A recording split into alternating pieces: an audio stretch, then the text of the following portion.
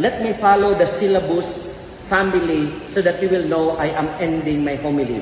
Family, chapter 3, letter M, mission. Mga igsoon, pag ninyo, gitahasan na mong mission sa Ginoo. Ikaw bana, ikaw muluwasan ni mo asawa.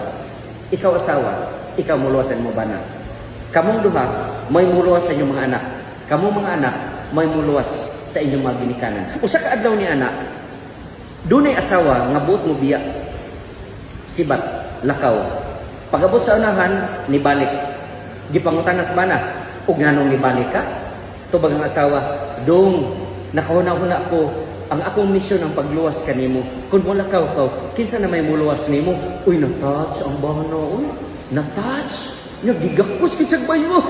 I love you so. And they live happily ever after in the spirit of mission. Maglinuwasay ta, kay gitugyan ka sa Ginoo. Mga anak, ang inyong mission, pagluwas sa inyong mga ginikanan. Busa, maubitang magninyo mo para daghan mo atiman sa ginikanan. Muna pili agin ng uyab, nga muhigugma, mutahod sa inyong ginikanan. Uyab gani, nga way batasan, dili na kay ang buot sa Ginoo nga kamoy mo atiman sa ginikanan bisag ninyo na mo accommodate jud mo sa mga ginikanan na ay mga anak ron na ay mga in-law nga kusog kay mo kwenta na ay mga oh my God, hello kanang inyong bana anak mama ita na sa inyong bana nga mo ay nangitag trabaho oy nganong di man na ninyo di ba ha ang nagasto ang nagpa-eskwela ang ginikanan ano oy nagkita mo dagko na, naprindang baka, anak, nabaligyang kabaw, anak, para makapasa na sa board. Nya karon nga minyo na mo, inyong ihikawan ng inyong mother-in-law sa unsayang magipangayo. Oh my God! Wa mo maikog, wa mo na uwaw, wa mo kahuna-huna, nga nagwa na ingon ana ang inyong bana, ugwa pa ng inyong mga ginikanan, magtudtod isay palitambal.